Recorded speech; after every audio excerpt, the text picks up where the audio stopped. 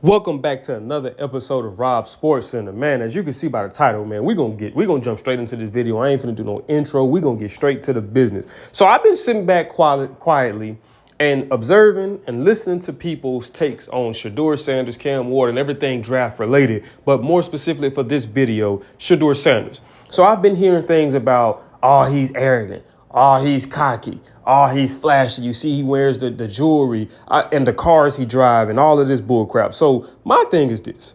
When we're talking football, we're talking what does he do in between the white lines? Now, if Shedeur had problems with him getting arrested and getting in trouble outside of the game, off the field, that's a whole different situation.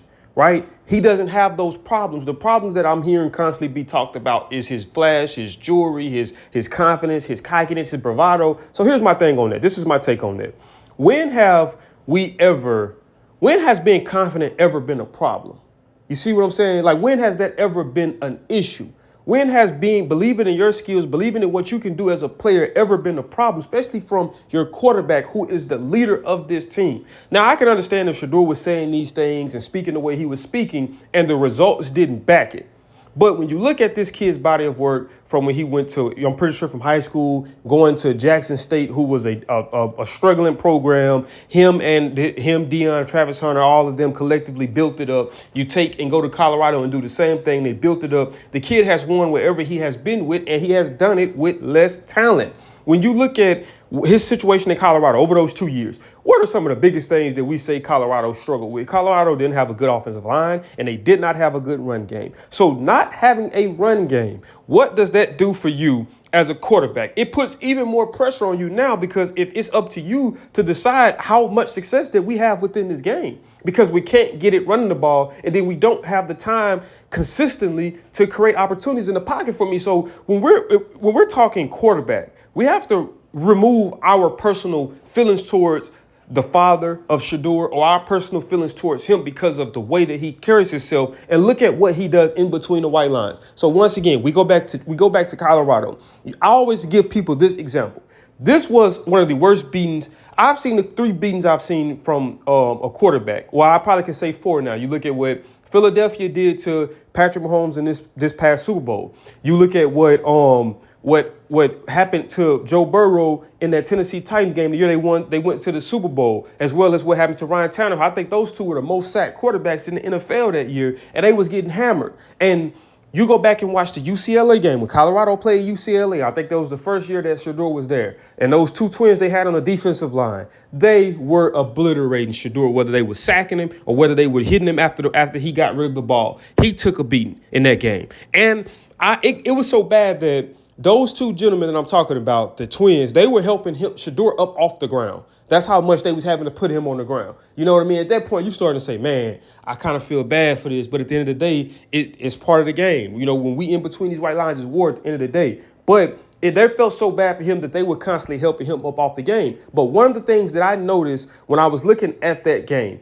I didn't see Shedeur crying. I didn't see Shedeur going to the referees. I didn't see Shedeur slapping his offensive lineman in the head. I didn't see Shedeur going off on the wide receivers. I watched him take a beating, play after play after play after play after play, and kept getting up and competing. So when we talk about things football related, okay, let's talk about composure. Those are one thing. That's one of the categories that stands out as a quarterback when we talk about Jayden Daniels. What has stood out to us about Jayden Daniels this year? How cool, calm, and composed he was regardless of the situation. When you go back to what Joe Burrow was able to do in that game against the Titans to get to the Super Bowl and the beating that he took, what was he able to do? Stay cool, calm, and composed. When you go back to the Super Bowl, regardless if you hate him or like him or if you say it's the referees, what was Patrick Mahomes still able to do and came out after play, he came out and competed. At the end of the day, he might didn't get the results that these 2 guys that I mentioned previously got, but he still came out and competed. So when we're judging quarterbacks, that's what we're looking at. It has nothing to do what you do or how you dress or what you wear. That has absolutely nothing to do with anything. We're looking at, can you command the offense? Can you play within the system of an offense? And if you need to, because of the lack of offensive line, the lack of a defense, can you play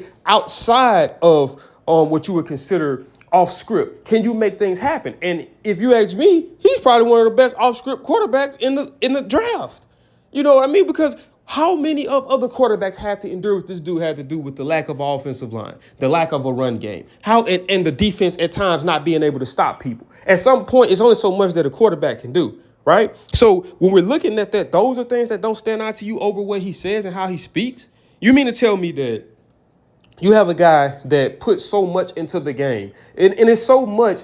And the thing that makes me even madder is when I hear former athletes speaking the way that they speak and critique things about him, because it's so much that goes into the game, especially playing at the highest level, which is the NFL. And even from college to getting ready to go to the NFL, that you mean to tell me you're going through all those tour days, you're going through all those off-season workouts, you're going through all of this, sacrificing your body, sacrificing time away from the people that you love, sacrificing doing things that you might want to do more so than working out or film study, just to talk and say, oh, I don't know if I can command an offense, or you want them to go up there and say what's politically correct. I don't understand that. To me, that makes absolutely no sense. But when I hear these conversations about Shedeur, it has absolutely nothing to do with football and what he does in between the white lines. Like I've been hearing a thing going around where they're saying that he can't play outside. So going to New Orleans would be a better bet for him because he can't play outside. And I'm saying to myself, how can he play outside? And he played in Colorado, probably one of the coldest places in the world,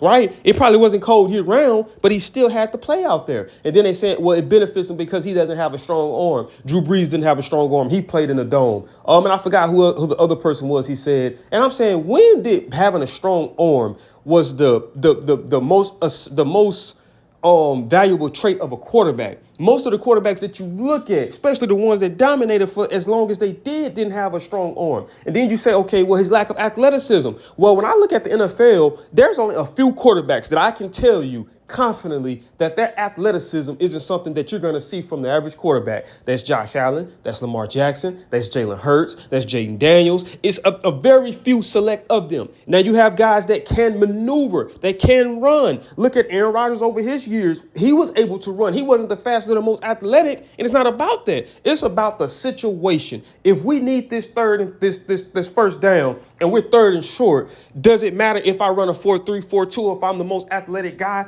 Like, does it really matter? At the end of the day, I've seen Peyton Manning take runs against the Cowboys when he played for the Broncos. It was a fake that they ran in the red area that he faked the pitch and he rolled out and ran a touchdown. He wasn't the fastest guy. So why do we keep putting all these stipulations? When we have these conversations, man, and like I say once again, it frustrates me when I see ex-players speaking like this. Why aren't we having the conversations about what he does in between the white lines? Why aren't we talking about his pocket presence? Why aren't we talking about his mobility to be able to play off script whenever he needs to? Why aren't we talking about his leadership? Why aren't we talking about his mental toughness? Why aren't we talking about his footwork? Why aren't we talking about his adaptability? Why aren't we talking about how often or how much he does or does not turn the ball over? Why aren't we talking about his poise? Why aren't we talking about those things that actually matter? Coming from a New Orleans Saints fan, right? I wouldn't mind if we took Shedeur Sanders. Now, granted, we don't know. And at the end of the day, that's what's beautiful about what we do when we get on here and we give our analysts, we give our takes on what we think these guys can do on the next level.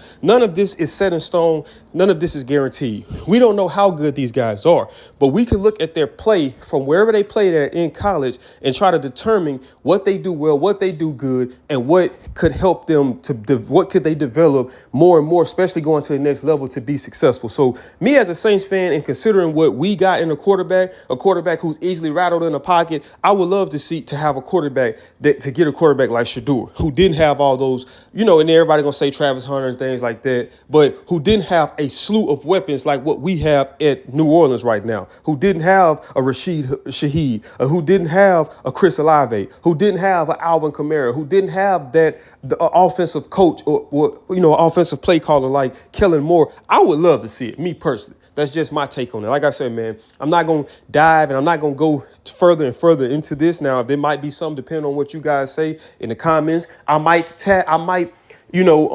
comment on it again in the future. But I just wanted to briefly chime into that. And me being a New Orleans Saints fan, I can't speak for all the other New Orleans Saints fans, but I wouldn't mind us being able to get Shedeur Sanders, because he could potentially be a diamond in the rough, because everything that has absolutely nothing to do with what he does in between the white lines is being spoke about, and what they're considering is making him drop lower and lower in the draft. So that's just my opinion. But man, I'm interested to see what you guys got in the comments. And if you got to say anything about his flash, clothes, car he drive, I don't want to entertain that. But if you have anything legit to say about his play, let me know in the comments. And man, I'm interested into digging and seeing if what you're saying is true, because it might be things that is being overlooked, that is getting overshadowed by those things. But man, if you did enjoy this video, do me a big favor, man. Smash that thumbs up button. Also, if you're new to the channel, make sure you subscribe. When you subscribe, if you want to hear real football commentary and real football takes, man, then you are on the right channel. That ain't got nothing to do with the bull crap that you're seeing in the general football media. But like I was saying, man, if you did enjoy this video, man, make sure you subscribe. And when you subscribe, click that notification bell where you be notified every time I upload. I'll see y'all in the next video.